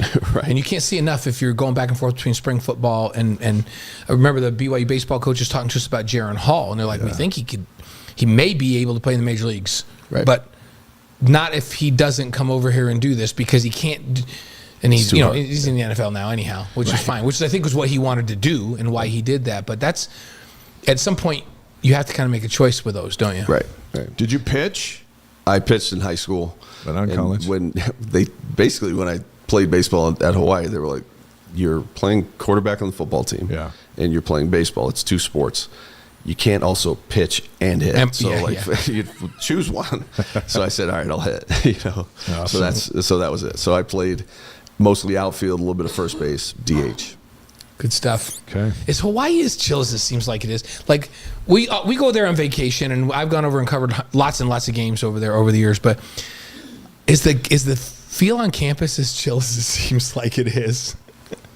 No, actually, let me put it to you this way: when you're there and you're not in the vacation areas, they want to know why you're there. Meaning the people of Hawaii, the people who are local there. If you want to be a part of their culture, understand where they're coming from, they take you in like family, and that was my experience. And if you don't, they don't want much to do with you. And I can understand where they're coming from. Yeah. But my experience was phenomenal because I loved everything about it. Like just when I came to BYU, I wanted to learn about the culture, learn about the religion, the spiritual side of things. Went out there, I wanted to do the exact same thing. So I was fortunate that I had that approach. I had no idea that was the right approach out there, but that was what I was going to do either way. So, well, it all comes full circle for you on August 31st when you run out of the BYU locker room again for the first time since 1998. How eager are you for opening night? Not very eager because there's a lot of work to be done. Yeah. You know what I mean? So that I don't want to rush anything. I want to make sure that we're ready to go. And there's a lot of work that we still have to. A lot of execution that has to be had before we're ready to go. Yeah. So not eager yet. Excited, yeah, but I put it in the back of my mind. So Rachel's more excited for opening night than you are? Oh, yeah, I'm sure. Hey, well, in the chat, Michael Zimmerman says, hey, me hoping the O-line can play a better game, play better this year. If the O-line plays well, the team plays well.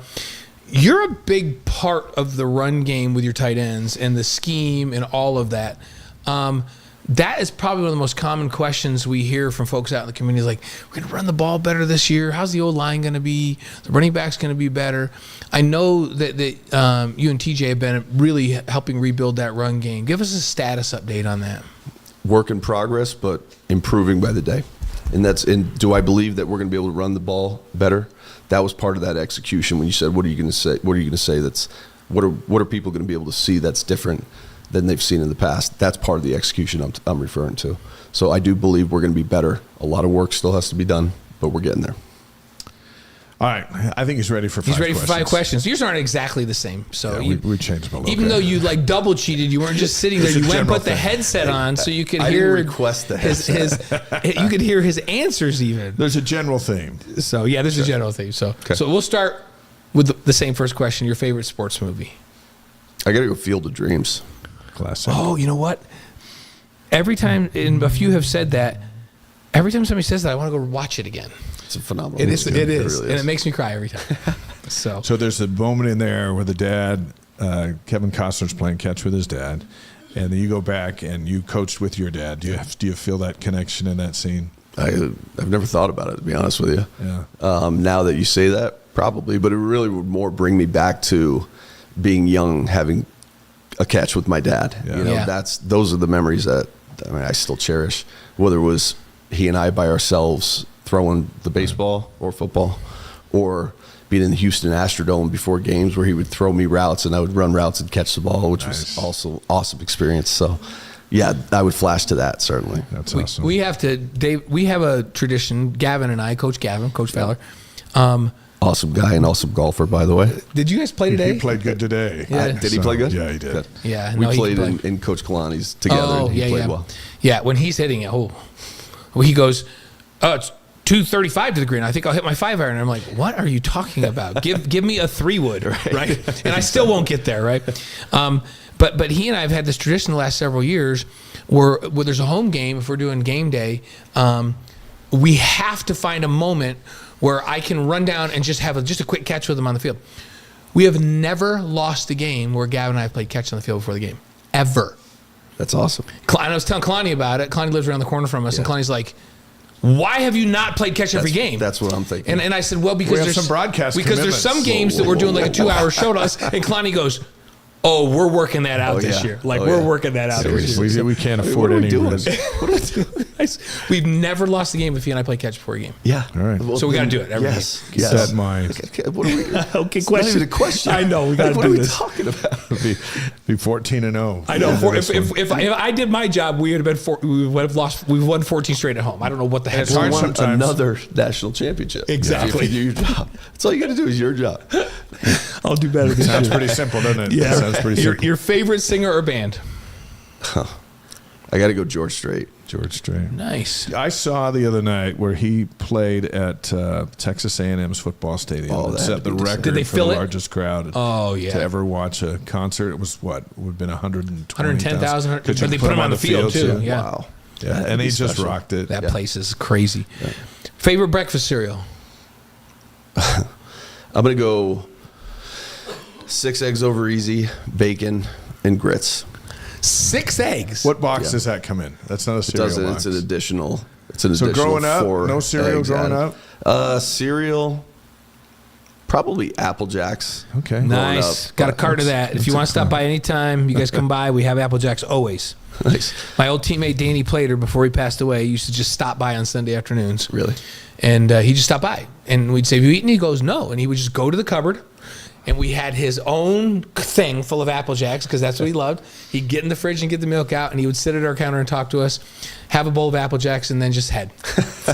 And that was a tradition until he just passed away recently. But so Apple Jacks were part of our life. Nice. So I love that We're one. putting that down on the Apple Jacks. Yep. down there. Favorite football moment of all time?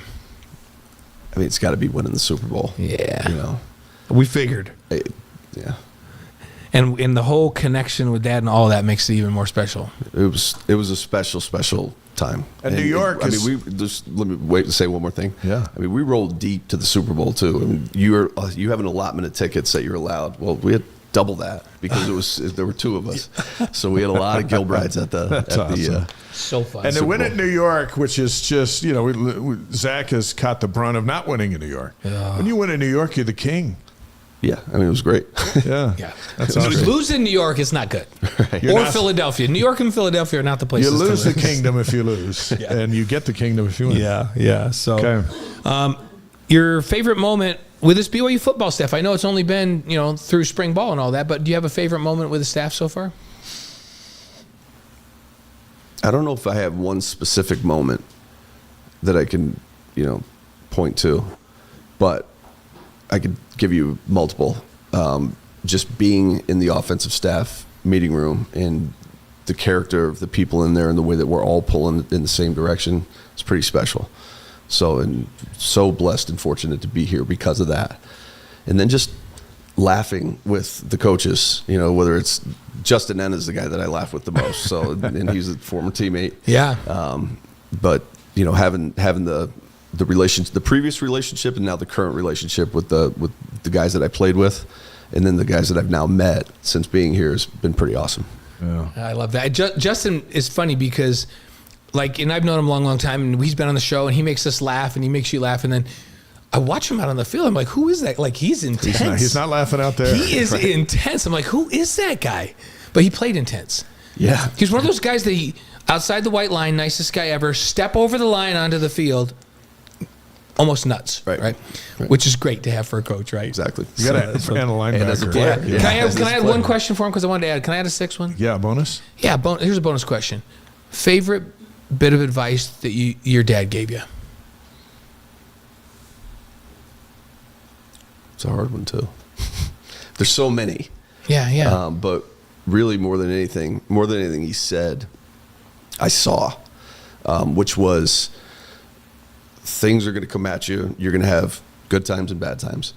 And people are going to be coming at you. Don't ever let that affect who you are and what you believe in, and just keep working at that. And just whatever you believe in, whatever the case may be, you do your best at your job, and don't let the noise bother you. And then eventually you'll be okay. It might not be right then, but eventually you'll be okay. So I think that describes, how I view my father more than just one piece of advice. And he was right. Thanks. Yeah, He was right. You just keep on grinding. Yeah. Yeah, I love it. Hey, we're Thanks. just thrilled to have you back at BYU where you belong. Thank you. And we look forward to watching that tight end position evolve back to where it has been a standard at BYU all those years of greatness. And the tight ends love you. We did our research. They like you. And I don't know if they said they were afraid of you or not, but they believe you're making them better. And that's all you can do, right? That's what I'm trying to do. Yeah. I'm working at it, and they're working at it, and that's all we can ask. And so we'll get to the fruits will be there eventually. Is it weird to say we'll see it practice next month? Yeah, it's crazy. I'm excited. We'll probably see you before that. So you two played golf today. Did you play? I did. And Gavin did too. I did not play. How'd your group finish? We finished at 7 under. We weren't that. We were, I think, -3. -3. We weren't thinking. Yeah, we were Gavin gonna said win. his team finished 5th. We rolled I don't a know what couple. that would have been, but I don't know. I won something though. what'd you win? The longest putt. You did? You Yes. won the longest putt? Nice. Yep. I think won a I was in the sandwich. back when you got. I won. So they got something, but I didn't get the longest You putt. did- Yep. But I remember seeing where you put the marker. That was a long putt. It was long. Yeah. It Do you was like long. Nice do you like job. golf? Do you like crazy. golf? I don't play. Do I like it? Yes, I really enjoy it. Yeah. I don't play enough to be good. Yeah. You know, But so you get frustrated. But I just and try that's to why I have don't fun. ask. I don't ask anybody. Hey, are you good at golf? I always, do you like it? Because none of us are always good. Like sometimes we're good, sometimes we're not. Even we play with a couple of PGA Tour guys, and sometimes they're not great, but we all love it. Yeah, it's a lot of We fun. all love it. Next time you come on the show, will you bring Rachel and she can join us as a guest? Yeah. I will. She's putting our daughter Blair to bed. Is that That's right? why she couldn't make it this time. Okay. Next Blair, time get to bed. Blaine will come over here and she'll Yeah, sit she right can come there. sit here with That's you. awesome. It's We'll do great it. to have you here. Thank you. So, Appreciate thanks it. for coming on, Kevin. We appreciate it. Kevin Gilbride, the tight ends coach at BYU here on the Wise Guys, and you can just go. Okay, Yep. This is such a casual. This is what we love about this show. Long format, casual. People come and go. It's fun. the live Can stream I- got can I say a questions. quick Everyone. hello to one more person. Yeah, who is it? Yeah. By the way, Hawaii's in the house. Oh yeah. Yeah, Rick Branovich from Kauai says Kauai in the house, and then Mark Phillips says Coach Gilbride's all class. So Thank you. So, Cedric Whitaker, Slippery Rock DB's coach. What's up, nephew? Slippery Rock, I love Nice. Thank you, Coach. There we go. Thanks, Coach. Outstanding. And next month, the guys Can you report, believe it? and we're gonna be in business. What a insightful interview on that tight end. Yeah, so fun to hear, and I love how he talks about they've got so many different sets of talent in that group that they can create matchup problems for other teams, and if they all come together, kind of fun stuff. What Rick Banovich, our guy from Hawaii, said he just acquired a Blaine Fowler 1984 football card, and it does exist. Oh, Wow, how about that? my goodness! I haven't seen one of those. I Have haven't you? seen one. Haven't seen one. Send us a picture or yeah, something. Take a snap and email it to us. Here's the Cougar Board question of the week. If you're not familiar with Cougar Board, it's the largest online community of BYU fans with thousands of posts daily.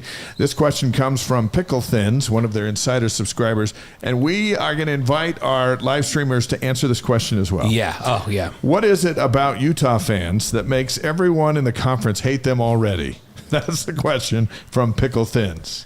What is it about Utah fans, and not all of them, but there's extremists in every fan base.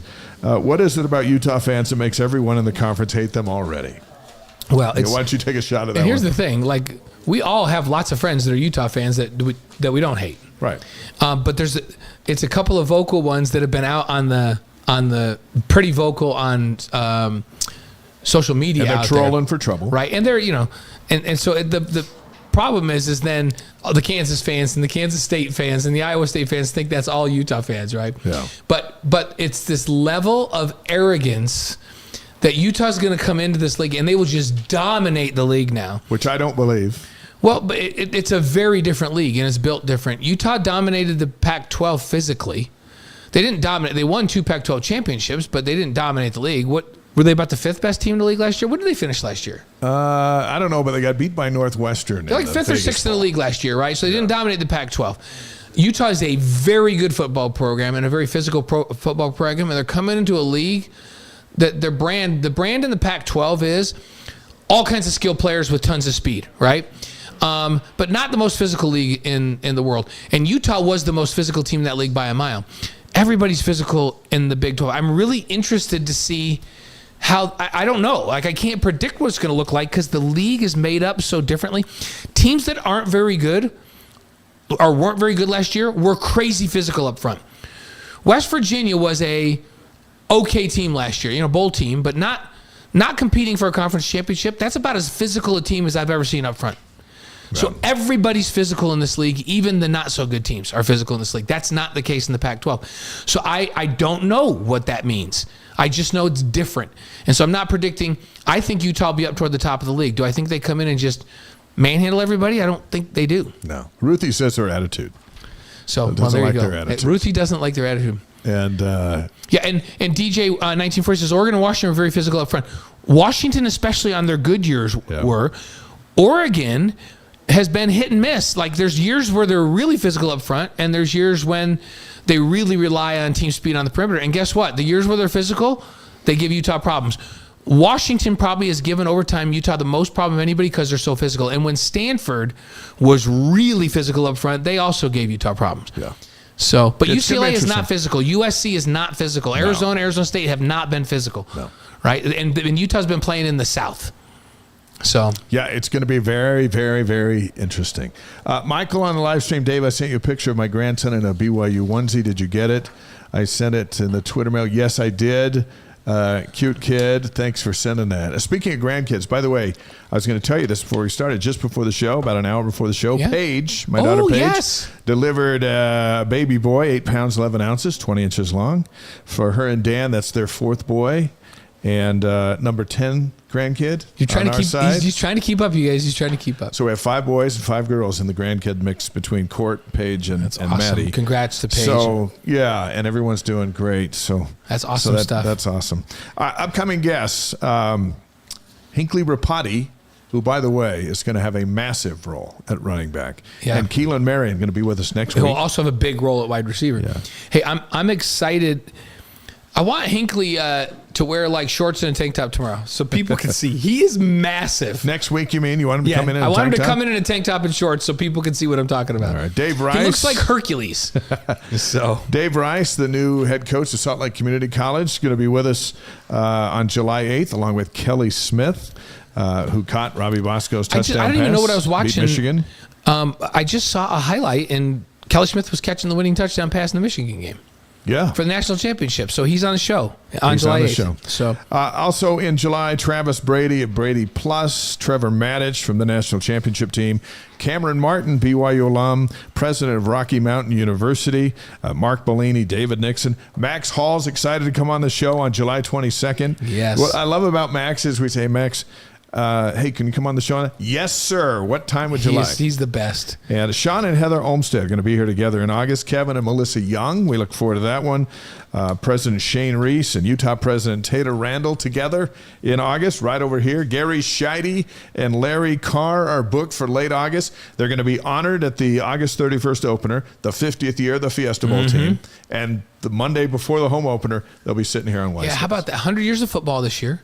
50-year anniversary of the first bowl game, that Fiesta Bowl. 40-year anniversary of the national championship. There's going to be a lot of fun this fall during football season, celebrating some good stuff. And my favorite thing will be seeing all of those folks back on campus for these things. That, like, I don't know how many will be back from Gary's team, but I always just can't wait to see those guys. So the guys that put the foundation down for all the rest of us to stand on their shoulders for all of these years. Shiny sent me a picture of him catching a bunch of fish in Minnesota. Hey, like, what are you doing with all those fish? BYU Phil says, he lets congrats, them go. Grandpa. Yeah, Do your kids call you Grandpa? Yeah, Grandpa Dave. Oh, they call me Grandpa. Papa. They call you And they Papa. call Brendan Mimi. What do they call Diane? Grandma Diane. Oh, yeah, we just go Papa and Mimi. Mimi. Well, I don't it's know. easy to remember. See, the thing is like, Brendan and I stopped at a certain, like in our mid-50s. Like, we're, like every year we just stay the same age now. Is that right? We just refuse to add another age. So that I so we swear think we Papa had a and Mimi birthday is better. celebration on this show when you moved up the age ladder. No, right here no. live on the Wise Guys. Yeah, but we didn't tell anybody that I was turning 55 again. Yeah, that's great. Again. That's awesome. So that's the hey, deal. will you in your youngness model our monster Yeah, drinks while I already. read By this? the way, this had one in it. Here we go. But I gulped it down.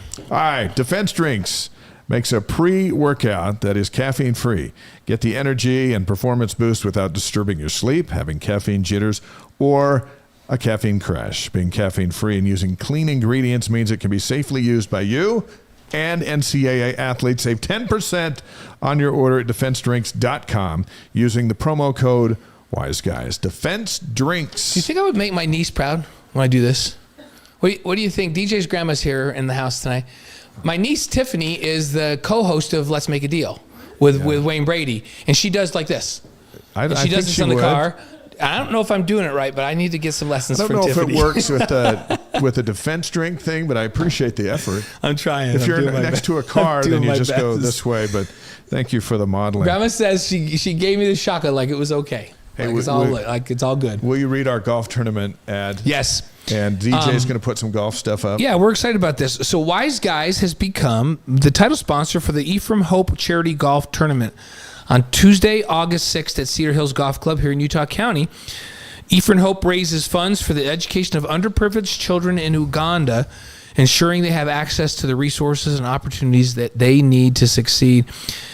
Keep in mind, 100% of the money raised goes directly to tuition, books, uniforms for these children. There's no administrative fees whatsoever, no overhead taken from the funds. So get your clubs, get your friends. Hey, we got to get Kevin Gilbride to come. He says he likes golf.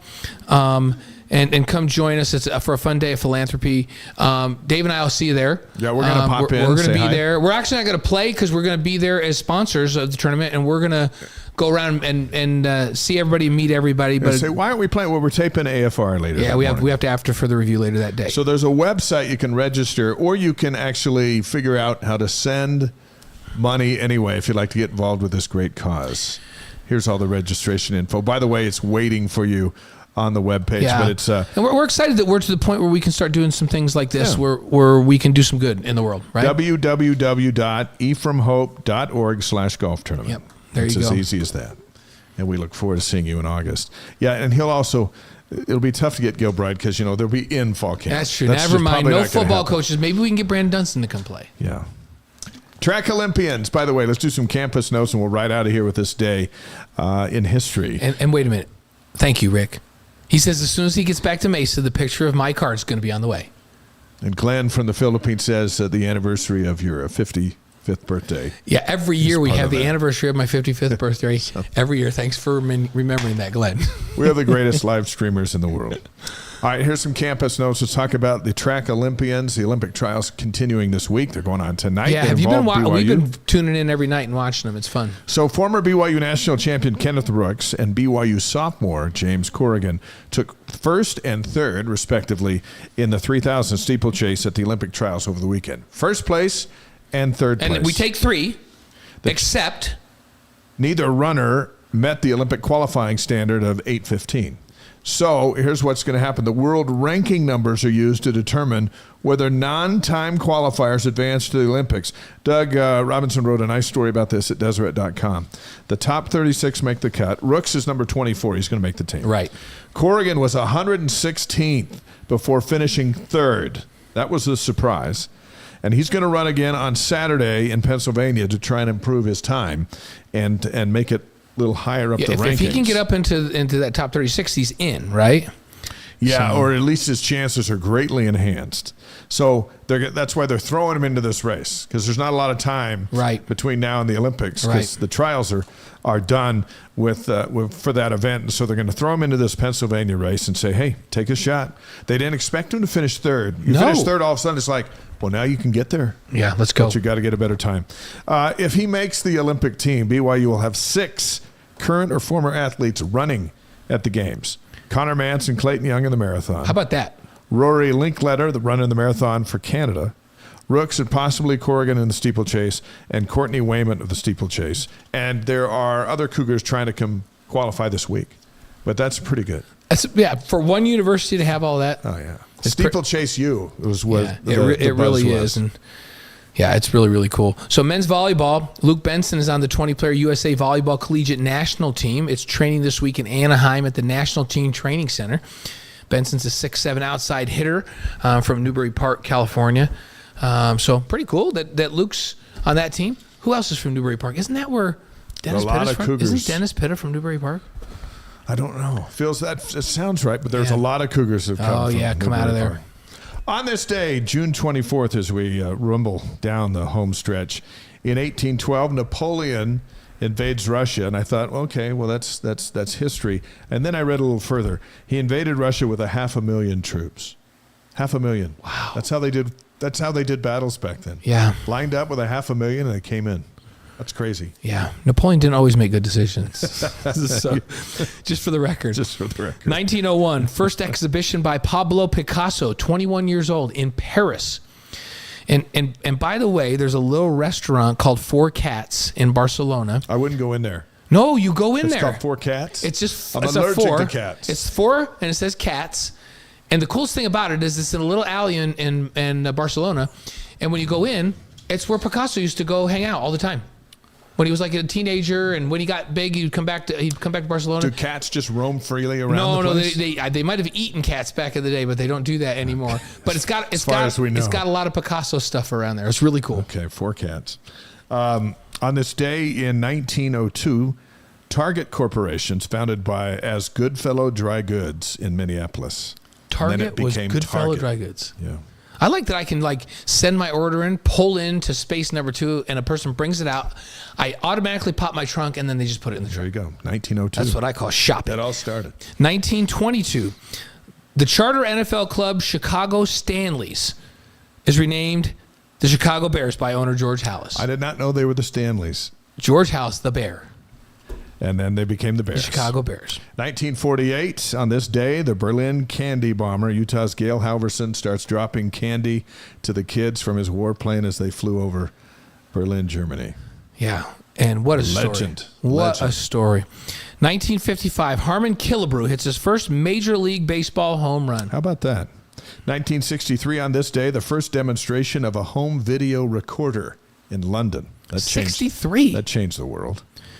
So I wouldn't have been born by then because I'm only 55. Of course. So You would have missed that. 1979, Ricky Henderson makes his Oakland A's debut and steals his first base. Of course he does. Steals his first base. It's like if Ricky got on first, he was stealing second. I can tell you that. On this day in 1992, the Orlando Magic select LSU's Shaquille O'Neal with the first pick in the NBA draft.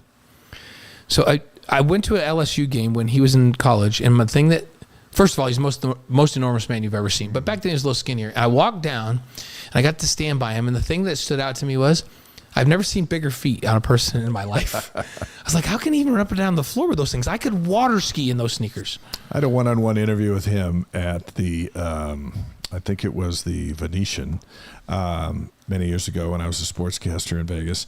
I remember shaking his hand, and my hand just disappeared in his. I was just stunned. I was like, where'd my hand go?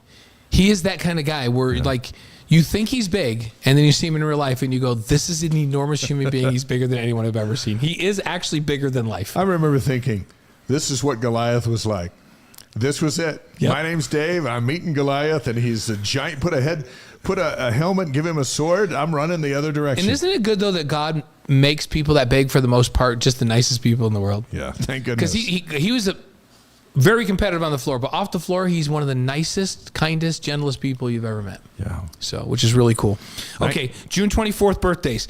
1901, Chuck Taylor of Converse All-Star fame. The Chuck Taylors. Chuck Taylor Converse. They're Boy, still those were the popular shoes. today. They're back. Chuck Taylors. 1931, Billy Casper was born on this day. 1970s Masters champion. One of our good friends. And, Billy Casper. I love Billy Casper. Yeah. 1947, Mick Fleetwood, the drummer from Fleetwood Mac, was born. You know, Fleetwood Mac has a song on the radio about every 10 minutes, Yeah. even today. Yeah. 1987, Lionel Messi. Messi in 1987. 87. Does it feel like he's older than that? No, He's been playing soccer He's forever. been playing for so long. And by the way, if you're ever down in Florida, Brendan and I got to go watch him in Miami when we were down there. Yeah. What a treat. I've never seen a quicker human being. So in this birthdays list, there's the biggest human being I've ever seen, and then there's the quickest human being I've ever seen in person, and that was Lionel Messi. So June 24 deaths. 1908, Grover Cleveland, the 24th president of the United States, died on this day. 1987, Jackie Gleason. Yeah. Passed. Old school comedic appreciators will remember Jackie Gleason. 2013, Alan Myers. Who's Alan Myers? He was the drummer for Devo. When a problem comes along, you must whip it. Exactly.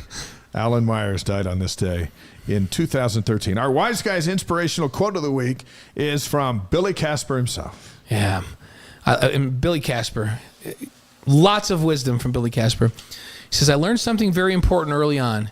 You can accept what happens and move on. In other words, if I hit a bad shot, I can't change it. There's only the next shot. That was a big lesson. You know, that carries over into Everything. every facet of life. Yeah. Hit a bad shot, can't change it. There's only the next shot. Yep. That reminds me of the Ken Venturi quote, which we throw around a lot. Just never follow a bad shot with another bad shot. Also useful. You always tell words me when we're out there, it's like, okay, you're in trouble. Just hit it back out here and get out of trouble and take your lumps. Don't try to be a hero here. And a lot of times I try to be a hero, and then I follow a bad shot with an awful shot. Well, then I also ask you, hey, have you seen my ball? Yeah, we go find yours after.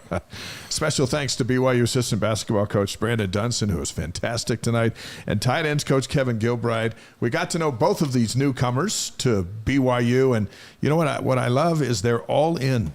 They are just all in. Did you notice a common theme on recruiting with both football and basketball? Yeah. They're embracing the honor code. They're talking about the culture and the environment at BYU as a positive for the right kids. And here's what you have to understand. And Brandon really spelled it out, where he said, there are really, really high-level kids that would be a good fit athletically on our basketball team. And when we do a little investigating, we go, you know what? They're not a great fit for us here. And there's enough good players out there that are a great fit that we're just going to recruit the kids that are a great fit. So when somebody signs with somebody else and you go, how come we didn't get them? Sometimes that's a decision that's made internally in our football and basketball offices where they go, they're not a great fit. Let's kind of back off a little bit. And then somebody else gets them. That happens more than you think. And I love that philosophy. Recruit the kids that are a great fit. There's enough of them out there to be really good. You know what else he said that I really liked? He said, Yegor Demon is as good as advertised. I love that, too. I like that one. Hinkley Rapati, running back, and Keelan Marion, who might have the best personality on the whole football team. It'll be fun. They'll be with us next week. The podcast will be up tomorrow. Please go to YouTube and subscribe for free. Those numbers help us grow the show. And we appreciate, as always, BradyPlus being our title sponsor. That's it. Absolutely. That's it for June. We'll see, when we come back, it'll be July 1st. Yeah. Let's see. Our show will be before the 4th of July show then, right? No. Yeah. Yeah. So before you have to host. Before the big show, we'll have our show. This will be the big show, and then we'll follow it up with that other one you're hosting. We'll set the tone for one of the greatest Stadium weeks Fire. of the year. It'll be great. Here in Provo. Blaine See you Fowler, next Dave week. McCann. See you guys. Thanks.